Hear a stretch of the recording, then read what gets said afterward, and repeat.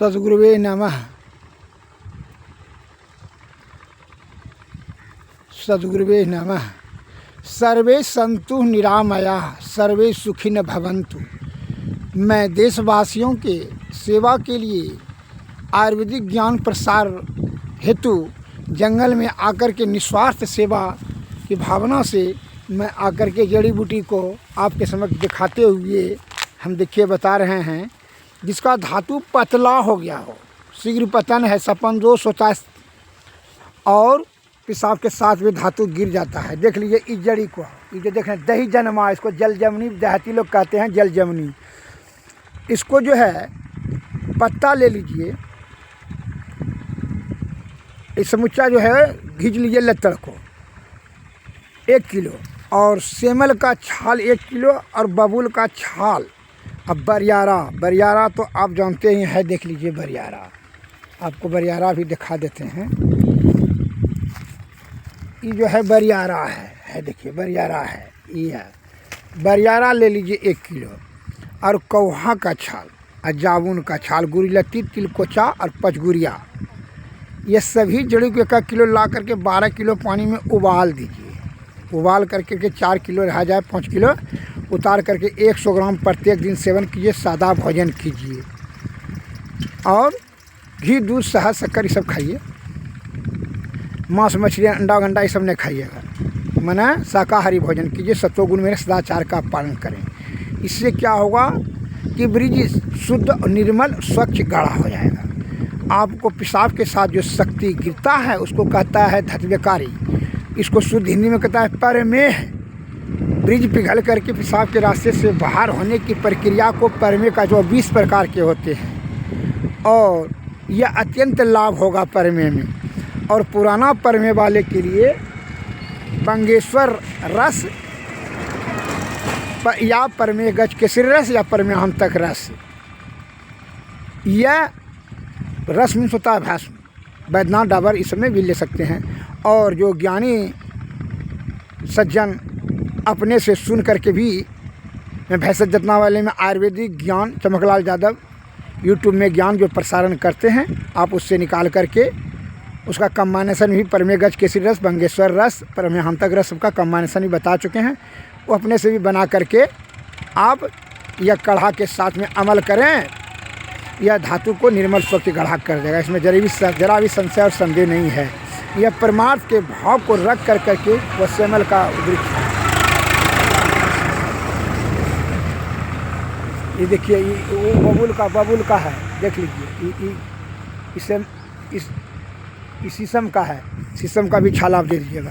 ये काढ़ा को पीजिए और परमेगज केसरी रस सेवन साथ में करें। परमे रोग के लिए अत्यंत प्रभावशाली महाऔषध है। विस्तृत रूप से जानकारी प्राप्त करने हेतु आप हमारे आयुर्वेदिक ज्ञान चमकलाल यादव यूट्यूब में चैनल में जा करके देख करके सर्च करके निकालें और ज्ञान प्राप्त करके अमल करें। और मोबाइल से संपर्क भी कर सकते हैं। मेरा मोबाइल नंबर 93 34 70 40 25। मैं देश के सेवा के लिए 40 वर्षों से निरंतर आयुर्वेदिक ज्ञान से तथा चिकित्सा से मैं निस्वार्थ भाव से सेवा कर रहा हूँ, और जब तक श्वास रहेगा तब तक करता रहूँगा। मैं यह वचनबद्ध हूँ।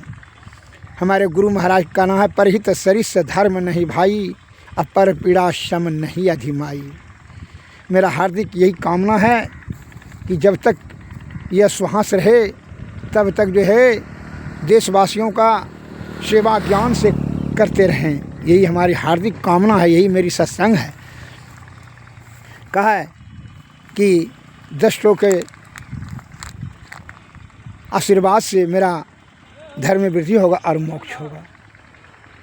आप चिकित्सा सेवा लेने के लिए या ज्ञान का सेवा लेना चाहते हैं, आप हमारे चिकित्सालय पर आवें और या मोबाइल से भी संपर्क करें।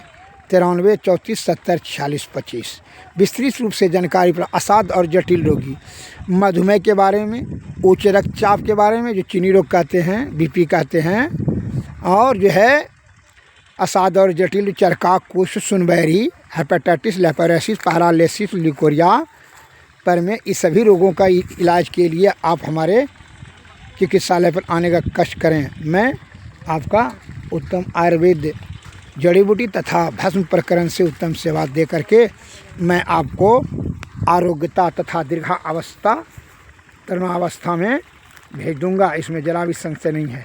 हमारे ऋषि मुनि ज्ञानी ध्यानी तथा आदि प्राचीन बुद्धिजीवी ज्ञानी वैद्यगणों ने जो ज्ञान शास्त्र में संकलित किया कि आने वाला जनरेशन इससे लाभ लेंगे, लेकिन अभी पूंजीपति और पाखंडी और दलाल ने इसको गुमराह कर करके जो है अपना बिजनेस पर्पज से जो है विदेशी दवाई को जो है आगे करके अपना जो है उल्लू सीधा कर रहा है।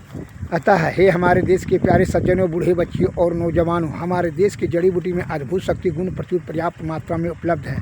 आयुर्वेद के महान प्रवर्तक भगवान धन्वंतरी साहब ने कहा है, दीर्घावसर आरोग्यता को दृढ़ करने के लिए आयुर्वेद सर्वश्रेष्ठ सर्वोत्तम सर्वोपरि रसायन है। इससे विरक्त होकर के हम लोग अल्प आयुवान रोगाग्रस्त शारीरिक दृष्टि से दुर्बल होते चले जाएंगे। आज उसका दुष्परिणाम आपके समक्ष में है। बहुत होशियार, बहुत बुद्धिमान होते चले जा रहे हैं, बड़ा धनवान होते जा रहे हैं, लेकिन मैं अल्प आयुवान रोगाग्रस्त शारीरिक दृष्टि से दुर्बल और कम आयु में भी यहाँ से पलायन कर रहे हैं। सबकी चौचराई छिन्न हो जाती है। हम नाना प्रकार के जटिल और कठिन रोगों में, असाध्य रोगों में फंस करके जो है अपने जीवन को नरक में बना देते हैं। Simple living, high thinking. Ayurveda का सेवन करें, सत्वगुण में सदाचार का पालन करें और शुद्ध चित्त आत्मा से ईश्वर का भजन करें और सद्गुरु के शरण में जाएं, सत्संग भजन करें। क्योंकि इसलिए आयुर्वेद का सावधी अर्थ भगवान धन्वंतरी साहब ने कहा है, आयुर्हितम हितम हिता व्याधैर्य निदानम शमनम तथा विद्धते यत्र विदग्धभिः स उच्यते आयुर्वेदा है। अर्थात आयु काल में हित व अनित तथा व्याधियों को सेवन कराने की जिस शास्त्र में ज्ञान का बोध कराता हो स उच्यते आयुर्वेदा, उसे ही आयुर्वेद कहा जाता है। आयुर्वेद पर आप उंगली उठा कैसे सकते हैं? हमको ये जवाब दीजिए। आयुर्वेद का कोई हमारा आप बनाए हैं? ये तो प्रकृति द्वारा संरचना की गई है। शरीर के संरचना से पहले प्रकृति ने आयुर्वेद की संरचना जो कि हमारे स्वास्थ्य को सुरक्षित, सुदृढ़, सुव्यवस्थित रखने के लिए। अतः इसका ना आलोचना करें, ना परित्याग करें। यह प्रशंसनीय है, पूजनीय है। आयुर्वेद हमारी माता है। हमारे स्वास्थ्य को सुरक्षित, सुदृढ़ और दीर्घायुमान, आरोग्यमान, बलवान, बहुभोजी के लिए आयुर्वेद सर्वश्रेष्ठ सर्वोत्तम सर्वोपरि है। इससे विरक्त होकर के हम लोग अल्प आयुमान होते चले जा रहे हैं और नाना प्रकार रोग से ग्रसित होते हैं। आज प्रत्येक घर में चीनी रोग, उच्च रक्तचाप, बीपी रोग, कोरोना, कैंसर, ये सब फैलते जा रहा है। इसका मूल कारण क्या है? ऐसी कोई औषधि चलाई जा रही है जो कि हमारी इम्यूनिटी पावर छीन कर जाती है, कोशिकाएं चूर हो जाता है, धातु पतला हो जाता है, साइड इफेक्ट से हम ग्रसित हो जाते हैं और बड़ा कठिन और भारी रोग के जल में फंस जाते हैं। अतः आयुर्वेद का सेवन करें और सत्वगुण में सदाचार का पालन करें, सत्संग भजन करें और सादा भोजन करें, क्योंकि तब दीर्घ आयुमान, आरोग्यमान, बलवान रहेंगे, सुखीमान रहेंगे। कहे बिनु सत्संग विवेक न होई, राम कृपा बिनु सुलभ न सोई, सोई जानो सत्संग प्रवाहु, लोक न वेदन आन उपाहु। बिना सत्संग से विवेकशील प्राणी नहीं होगा, और जब विवेकता नहीं जाएगी तो छल कपट प्रपंच से आपको जीवन की दुर्गति हो जाएगी। इससे यह आसक्त होकर करके आप यह जीवन को बल, बुद्धि और आयु को सब में व्यर्थ में नष्ट कर दें। श्री सद्गुरु महाराज की जय। जो रक्त को जो आप चाहते हैं, अगर जो सज्जन कि भाई रक्त शोधन के लिए वैद्य जी बताए, कहा है कि पेट साफ करने के लिए भी मैं बताता हूँ, सुन लीजिए।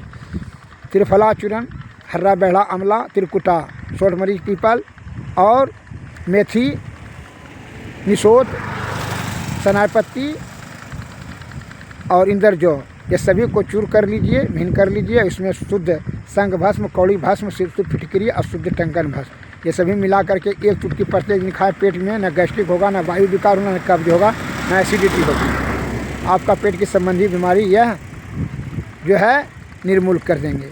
नाना प्रकार के रोग से होने में आप बच जाएंगे। पहला गैस्ट्रिक के लिए, पेट रोग के लिए, परमे के लिए बताए दिए। रक्त शोधन के लिए मैं बता रहा हूँ, देख लीजिए। जड़ी बूटी आप यह टिटमाट ये टिटमाट देख रहे हैं, ये टिटमाट लीजिए।